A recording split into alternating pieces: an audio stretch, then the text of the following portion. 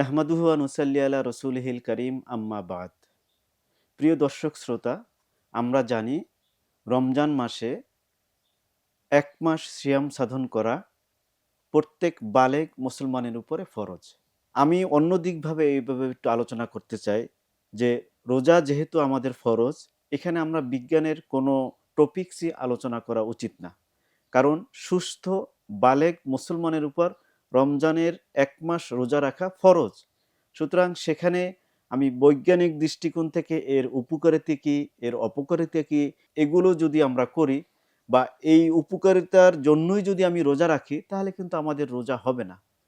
আল্লাহ সুবহানাহু ওয়া তাআলা যে ফরজ বিধান আমাদেরকে রেখে দিয়েছেন, সেখানে আমাদের বিজ্ঞান নিয়ে আলোচনা করা ঠিক না। তদুপরি যেহেতু বর্তমান বিশ্বে কোনো কাজ যদি আমরা করি, তার পিছনের ব্যাকগ্রাউন্ড থেকে একটি সায়েন্টিফিক ব্যাখ্যা শুনতে চায়। বিশেষ করে অমুসলিম তারা এগুলো শুনতে চায়। আমরা মুসলিম যারা আছি, যারা বালেগ আছি, তারা আল্লাহর নির্দেশ মতোই আমরা রোজা রাখবো। যারা সুস্থ আছি তারা অবশ্যই আমরা রোজা রাখবো, ফরজ করব। সেখানে আমরা বিজ্ঞানের কোনো আলোচনা নিয়ে আসবো না। তবে যারা অমুসলিম আছে, যারা ইসলামকে জানতে চায়, তাদের ক্ষেত্রে এই যে রোজা আমরা রাখতে পারি, সেখানে বিজ্ঞানের দৃষ্টিকোণ থেকে কিভাবে রোজা একটি আমাদের স্বাস্থ্যের জন্য, আমাদের শরীরের জন্য, আমাদের মানসিকভাবে যে রোজা একটা প্রশান্তিদায়ক, সেই বিষয়ে আমি আপনাদের সামনে আলোচনা করব। প্রথমে আমরা আসি দেখি যে রমজানের বিজ্ঞানের দৃষ্টিতে আমাদের স্বাস্থ্যের জন্য কি কি উপকারী দিক আছে। আমরা রমজান মাসে দীর্ঘ সময় ধরে ফাস্টিং বা পানাহার থেকে বিরত থাকি। তো এই যে দীর্ঘ মেয়াদি ধরে, দীর্ঘ সময় ধরে, এটা টাইম টু টাইম ভেরি করে। দেশ, স্থান, কাল, পাত্রবেশে এটা যেহেতু ভেরি করে, ১২ থেকে ১৪ ঘন্টা অথবা কোনো কোনো জায়গায় ১৮ ঘন্টা আমরা ফাস্টিং বা পানাহার থেকে বিরত থাকি।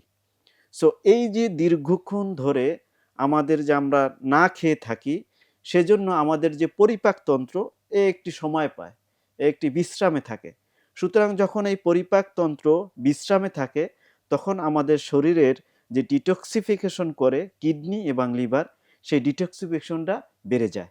সুতরাং রমজান মাসে যদি আমরা রোজা রাখি, ১২ থেকে ১৪ ঘন্টা বা ১৮ ঘন্টা যে আমরা ফাস্টিং থাকি, পানাহার থেকে বিরত থাকি, তখন আমাদের এই ডিটক্সিফিকেশন অর্থাৎ শরীর থেকে যে দূষিত পদার্থগুলো সুন্দর করে বেড়ে যায়। এই হলো আমাদের একটি উপকারিতা। ২ নম্বর হলো আমরা যে বিষয়টি আলোচনা করব, সেটা হলো রমজান মাস আসলে আমাদের একটি ওজন নিয়ন্ত্রণের একটা প্রশ্ন এসে যায়।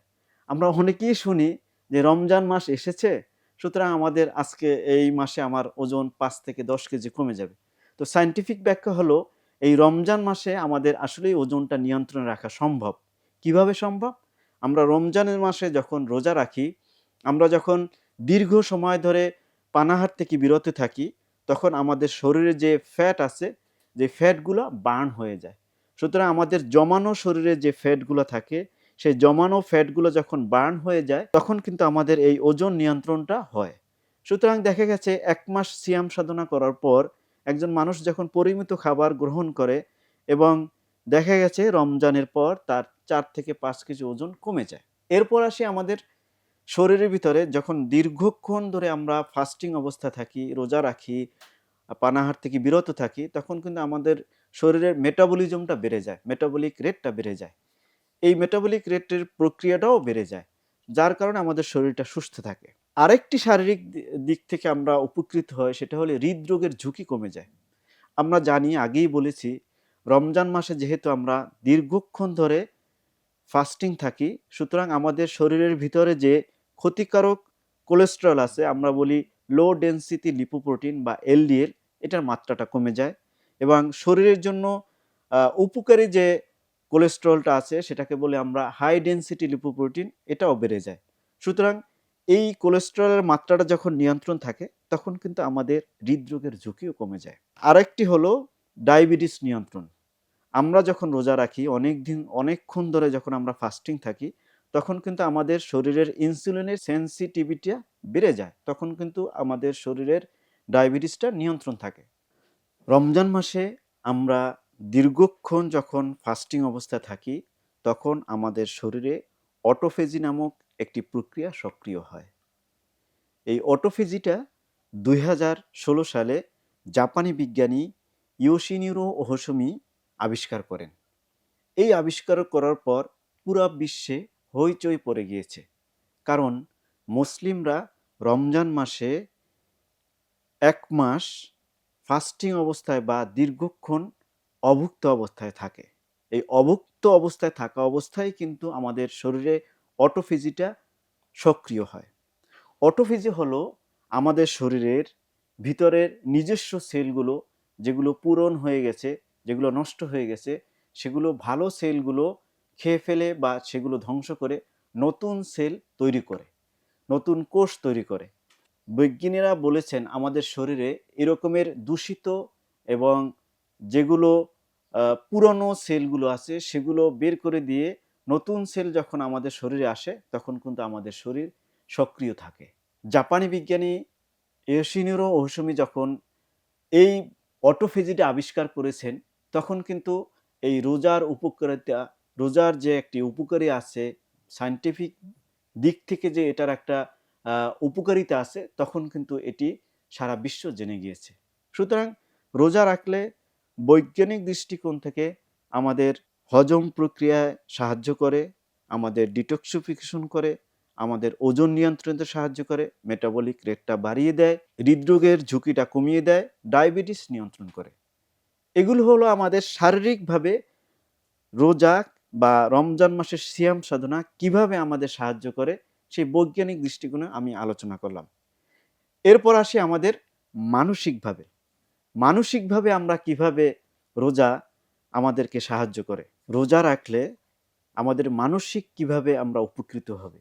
বিজ্ঞানীরা আবিষ্কার করে দেখেছেন রমজান মাসে আমরা রোজা রাখলে ব্রেন থেকে আমাদের ব্রেন ড্রাইভ নিউরোট্রফিক ফ্যাক্টর নামক এক ধরনের প্রোটিন সিক্রেশন হয়, যা মস্তিষ্কের নিউরন গঠনে সাহায্য করে।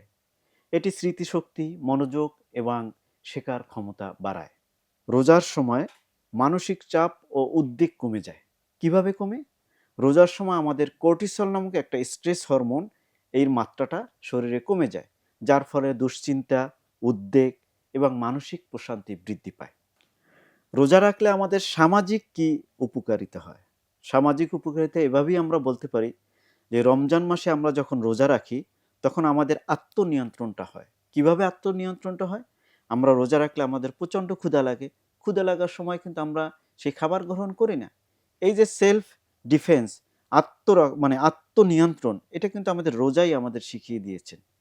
এবং নৈতিক মূল্যবোধও আমাদের শেখায়। কিভাবে নৈতিক মূল্যবোধ শেখায়? আমাদের রোজার সময় আমরা খারাপ কাজ থেকে বিরত থাকি, আমরা রাগ নিয়ন্ত্রণ করতে পারি, আমরা ধৈর্য ধারণ করতে পারি, আমরা সহানুভূতি করতে পারি একজন মানুষের প্রতি এবং সহানুভূতিটা বৃদ্ধি করতে পারি। এই যে আমাদের রাগ নিয়ন্ত্রণ, ধৈর্য, সহানুভূতি বৃদ্ধি, আত্মনিয়ন্ত্রণ, নৈতিক মূল্যবোধ, যা আমাদের ব্যক্তিগত এবং সামাজিক জীবনে ইতিবাচক প্রভাব ফেলে। সকলকে ধন্যবাদ ধৈর্য ধরে শোনার জন্য। এটিআর পরিবারকেও ধন্যবাদ ধৈর্য ধরে শোনার জন্য এবং আমাকে সুযোগ করে দেওয়ার জন্য, এত সুন্দর একটি টপিক সিলেক্ট করার জন্য। আল্লাহ আমাদেরকে পবিত্র রমজান মাসের রোজা রাখার তৌফিক দান করুক। আমিন। আসসালামু আলাইকুম ওয়া রাহমাতুল্লাহি ওয়া বারাকাতুহু।